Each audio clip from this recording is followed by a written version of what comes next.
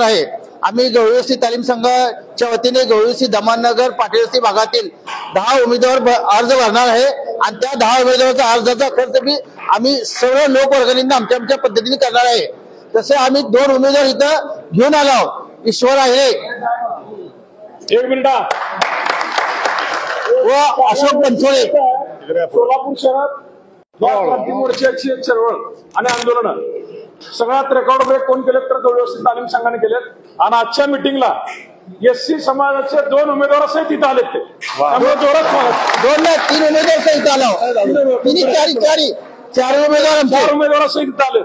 यांच्या अर्ज यांनी सगळ्यात पहिला डिक्लेअर करतात शहरातले पहिले सोलापुरातून ईश्वर आहे अशोक बनसोडे आणि शेखर कवटेकर आणि बाळासाहेब वाघमारे हे 4 उमेदवार इथं आलेले आहेत।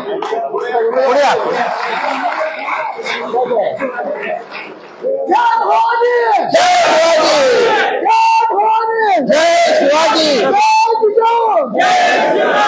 बाळासाहेब वाघमारे भाऊ पाटील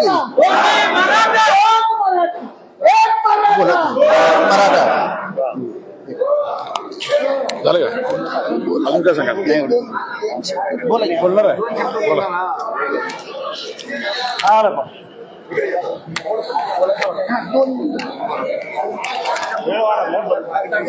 मी ईश्वर आहिरे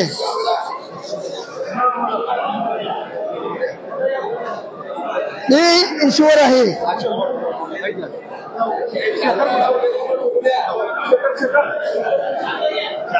मी लक्ष्मी विष्णूचा कामगार असून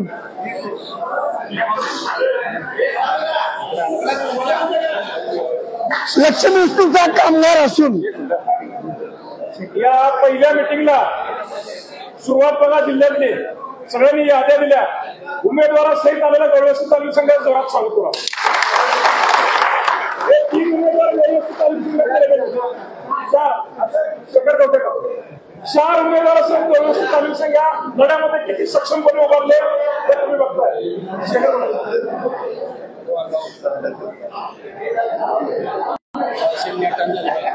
मनोज दादा जरगे पाटिल तुम आगे बढ़ो।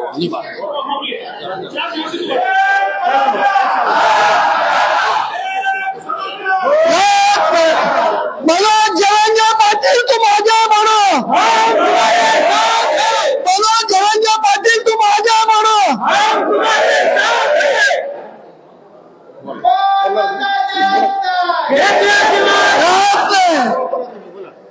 बरं मी लक्ष्मी विष्णूचा कामगार आहे आणि माझं वय आहे आता 69। मी आता सत्ताधाऱ्याकडून लहानपणापासून बघतोय इतका भ्रष्टाचार आणि गरीबाचा आणि शेतकऱ्यांचा कोण वालीच नाही।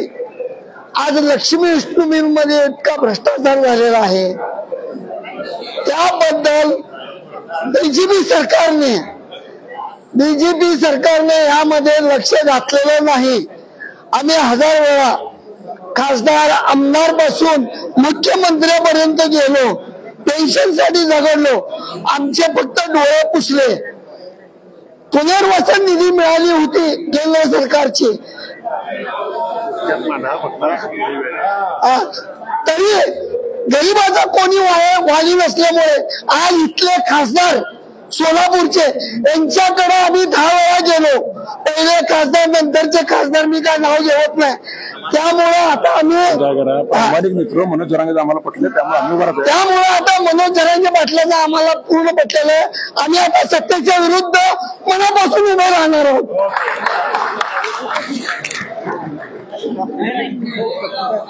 बोला पडते शिवा सकल मराठा समाजातर्फे सगळ्यांचं स्वागत करतो। मी माळशिरस तांदूळवाडी या गावातून आलो आहे।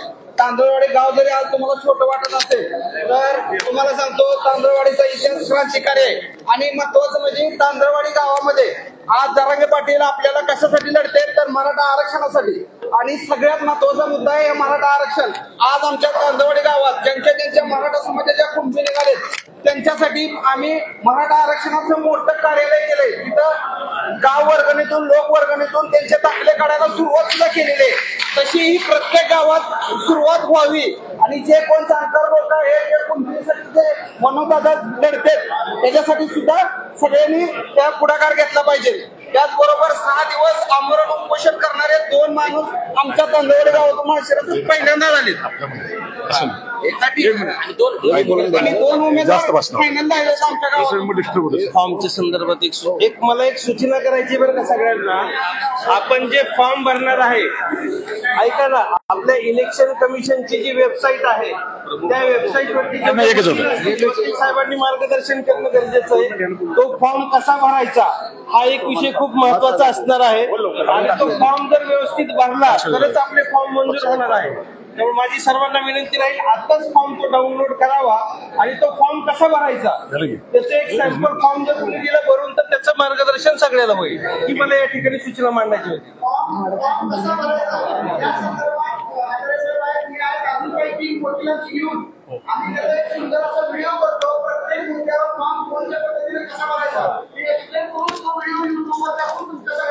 चालेल, ते खूप महत्वाचा विषय आहे.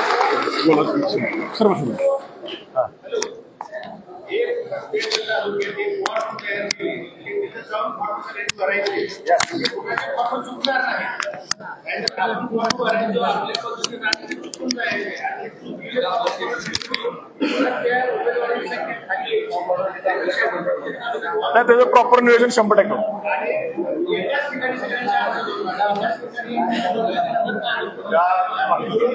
नाही मी माझ्यापासून घेतो. जय जाऊ जय शिवराय. सर्वांना मी एक विनंती करतो, एक समाजाचा एक कार्यकर्ता म्हणून मी 5 वर्ष अगोदर राष्ट्रवादी पक्षाचा कार्यकर्ता होतो, पण त्या कार्यकर्त्यांची पक्की माती झालेली आहे. म्हणून मी ह्या पक्षाचं पत्र फाडून मी आपल्या समाजासाठी या ठिकाणी समाजासाठी लढण्यासाठी संघर्ष करण्यासाठी मी आलेल्या राष्ट्रवादीचा काँग्रेसचा भाजपचा सर्व पक्षाचा निषेध करतो. कारण या कार्यकर्त्यांची आजपर्यंत माती झालेले. जय भवानी. आता यापुढे मराठा कधी थांबणार नाही. जय शिवराय. मी एक उद्योजक आहे आणि ज्यावेळेस मी माझ्या दोस्ताचं भाषण आता एक मशीन संदर्भात ऐकलं त्या ठिकाणी मला एक प्रश्न पडला की एखादा मतदार असेल तर त्याला मतदान करण्यासाठी किती वेळ लागतो. तर जो एखादा माझा वडील असेल माझे आजोबा असतील तर त्या ठिकाणी त्याचे जे नाव दिसेपर्यंत त्यांना थांबण्यासाठी एखादा एजंट कुठल्या पक्षाचा त्या ठिकाणी जायला आलं पाहिजे, तर दखल घेतली पाहिजे की त्या ठिकाणी 2 मतदान जरी झाले तरी चालेल असे माझ्या मनात आलं होतं. त्याबद्दल थोडंसं दाजीने सांगावं. 1 मिनिट. संदीप मांडवे आणि महादेव तळेकर सर पुढे या जरा. आपण लोकसभेची चर्चा करतोय धाराशिव, सोलापूर आणि माढा, पण मराठा समाजाचे 2 वाघ वाराणसीत फॉर्म भरायला चाललेत. हे तर इथं भरणारच आहेत, इथं यांच्या मतदारसंघात भरणारच आहेत. सर म्हणण्यासारखं आपली सुरुवात तिथनं सुरुंग लावू, त्यांचं बुड आहे ना तिथूनच सुरुंग लावू. तर या दोघांनी हे डिक्लेअर केलंय वाराणसीतनं. हा मेसेज मीडियाच्या समोर देणं का गरजेचं होतं. काल सुट्टी होती शासकीय कार्यालयाला. 3 दिवसापूर्वी निवेदन दिलं आपण की एससीबीसी तुम्ही जे 10% आरक्षण दिलंय त्या 10% मध्ये काल शेवटचा दिवस होता नीटचा. नीट म्हणजे वैद्यकीय प्रवेश प्रक्रिया राबवण्याचा. काल दखल एवढी घेतली की आपली 9 तारीखची 16 तारीख केली आहे, पण 16 तारीख करून फायदा नाहीये. त्या 10% आरक्षण दिलेलं नाही. हा प्रॉब्लेम इंजिनिअरिंगला आहे, हा प्रॉब्लेम मॅनेजमेंटच्या कोर्सला आहे. हे सगळे व्यावसायिक प्रशिक्षण जेवढ्या शिक्षणामध्ये आरक्षण दिले 10%, त्यात एकालाही यावर्षी आरक्षण हे मिळणार नाही. त्यात कोर्टानं असं सांगितलं परवा दिवशी की जे हे 10%तनं भरती होतील किंवा 10%तनं शिक्षणासाठी प्रवेश घेतील त्या लोकांना कोर्टाच्या निर्णयाच्या अधीन राहून, जर कोर्टाचा निर्णय विरोधात गेला तर ते सिलेक्ट झालेलं पोरगं उद्या घरी बसणार आहे. त्या कोर्सला ऍडमिशन घेतलेलं पोरगं उद्या घरी बसणार आहे.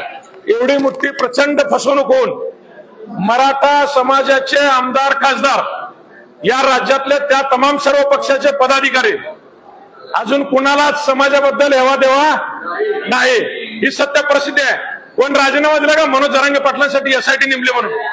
आमदार खासदार सोडा कुठल्या पक्षाने दिलाय? म्हणजे आपली अवस्था, आपल्याला वाली कोण?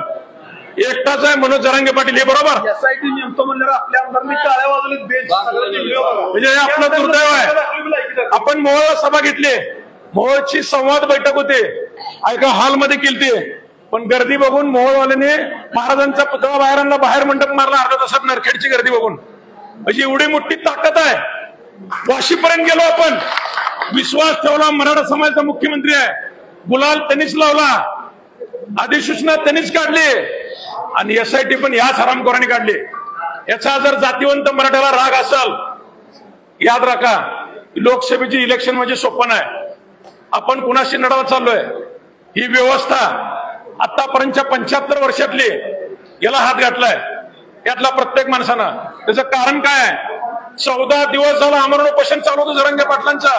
त्यांनी सांगितलं रास्ता रोको करा, राज्यभरात रास्ता रोको केला. त्या एका दिवसात यांच्या कृपेने आयजी झालेले ते अधिकारी, जी मागच्या सरकारमध्ये फोन टॅपिंग मधले आरोपी होते, त्यांनी सांगितलं हे आंदोलन मी मोडीत करतो म्हणून त्यांनी चॅलेंज घेतलंय. हे आतली बातमी आहे.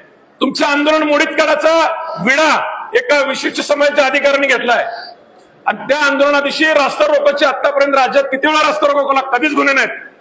353 सारखे शासकीय कामात अडथळा केला म्हणून असे गुन्हे त्या दिवशी दाखल केलेत. एका दिवसात 60,000 पोरं आरोपी केलेत मराठा समाजाचे.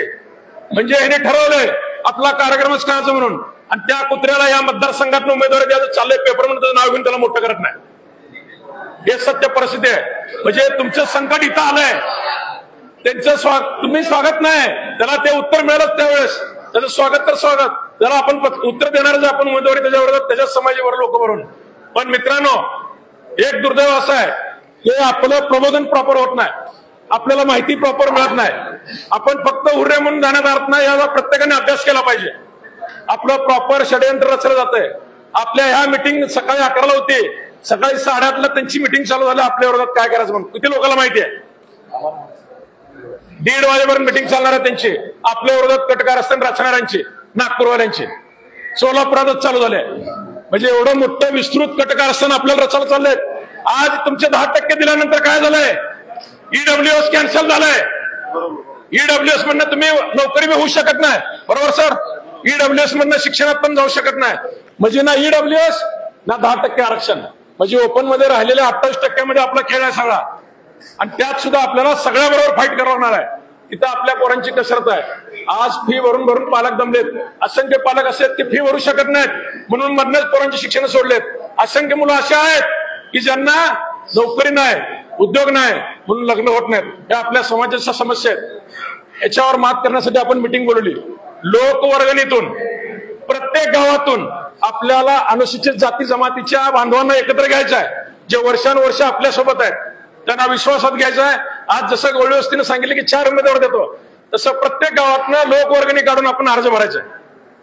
आणि आपलाच मतदार, आपलंच गाव, आपलाच उमेदवार आणि आपलाच माणूस खासदार करण्यासाठी आपल्याला लढायचं आहे. कोणतरी मला सकाळी फोन केला, नाही हे तुम्हाला वाटत नाही का ह्यात भाजपवाल्याचा फायदा होईल? काँग्रेसने कुठं आपलं भलं केलंय? काय केलंय त्यांनी तर आपल्यासाठी? यासाठी चौकशी लागताना मला आमदारांचं सांगत फोन करून, ना आम्ही तुमच्या बरोबर आहे, तुम्हाला सभागृहात बोलू दिलं नाही. बाहेरून मीडियासमोर बोलले का तुम्ही आम्ही एसआयटीच्या विरोधात आहे म्हणून? मग आपल्यासाठी प्रामाणिकपणे लढणाऱ्या मनोज जरांगे पाटलांसाठी आजपासून आपण सगळ्यातलं आपले मतभेद विसरायचं आहे आणि पूर्ण ताकदीनिशी 4 दिवसावर आचारसंहिता आली आहे. दोन महिला तयार आहेत इथलं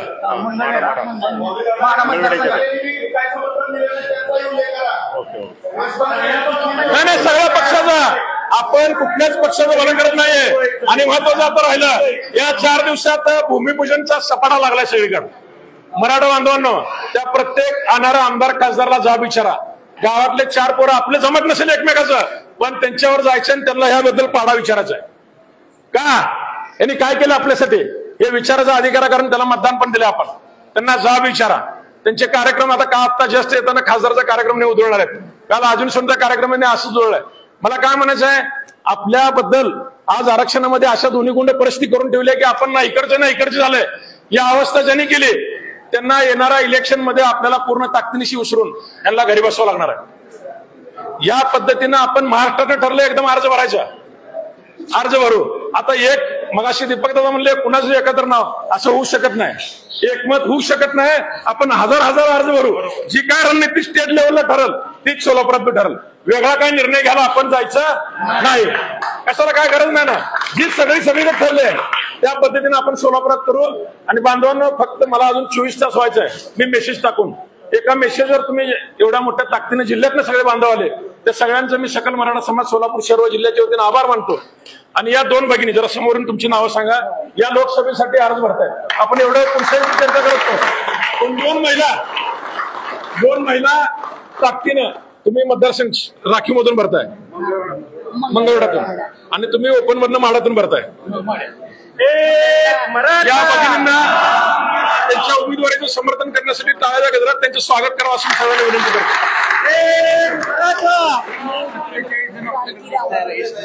मी क्रांती दामोदर, मी सकल मराठामध्ये पहिल्यापासून ज्यावेळेस मला मेसेज आला माझ्या भावांकडून, ताई तू उपोषणाला यायचंय आणि बसायचंय, ठीक आहे मान्य आहे. मी एक 4 महिला घेऊन बसले. तर ही 4 महिलांना वाटायचं की आपण गेल्यानंतर आपल्याला कोणी काय बोलतंय काय, जग नावं ठेवतंय काय, म्हणून एवढे ते घाबरायच्या महिला. परत एक दिवस ही आम्ही दोघीच बसलो, परत अशा 2-3 असं करून 4-5 महिला कुठलाही कार्यक्रम असो मंगळवेढ्यात, जनांगी सरांनी ज्यावेळेस सांगितलं दादानी तुम्ही महिला एवढ्या ठामपणे आहेत की मला माझ्या मंगळवेढ्यातून भाऊ म्हणजे त्यांचं सपोर्टिंग घे, ताई तू ये, माझ्यासाठी थांबायचे माझे भाऊ मंगळवेढ्यात जे आहेत, माझे भाऊ किंवा सगळे माझे भाऊच आहेत दादासाहेब, पण त्यांनी माझ्या कार्यक्रमाला जर घराती माझ्या घरगुती कामातून जर वेळ मिळत नसेल 1 10-15 मिनिटं अर्धा तास, तो माझी वाट बघत थांबायचे सगळे. आणि दामाजी पुतळ्याच्या समोर आम्ही उपोषणला बसायचो सकाळी आंदोलनाचं कुठल्याही. आणि माझी ज्यावेळेस मुलगी असो कुणी असो कुणी म्हणणार नाही की बाई मम्मी जा, मला सगळ्यांचं सपोर्टिंग आहे आणि तुमचंही सपोर्टिंग पाहिजे. मी त्या मतदारसंघात उभं राहू शकते आणि अर्ज भरू शकते. तुमचं नाव सांगा. तुमचं नाव? माझं नाव क्रांती दामोदर दत्तू. तुम्ही माढ्यात उभा राहणार, तुम्हाला नाही तुमची म्हणजे तुम्हाला जे योग्य वाटतंय त्याच्यासाठी मी तयार आहे. ते ठरवते. नंदा शंकर ओमने, ग्रामपंचायत सदस्य, क्रांती दामोदर दत्तू. दोन्ही एकच ठिकाणीच करा. ऐका ना, लोकांची मानसिकता नाही, वेळ झाला 1:30 वाजून गेलं. ऐका ना, 1.5 तास झाले सगळ्याला. नाही ऐका ना, संपताच लोकांची मानसिकता नाही ऐकायची. असं नाही, एवढं उठून चालणारा अर्थ नाही ना त्या सगळं.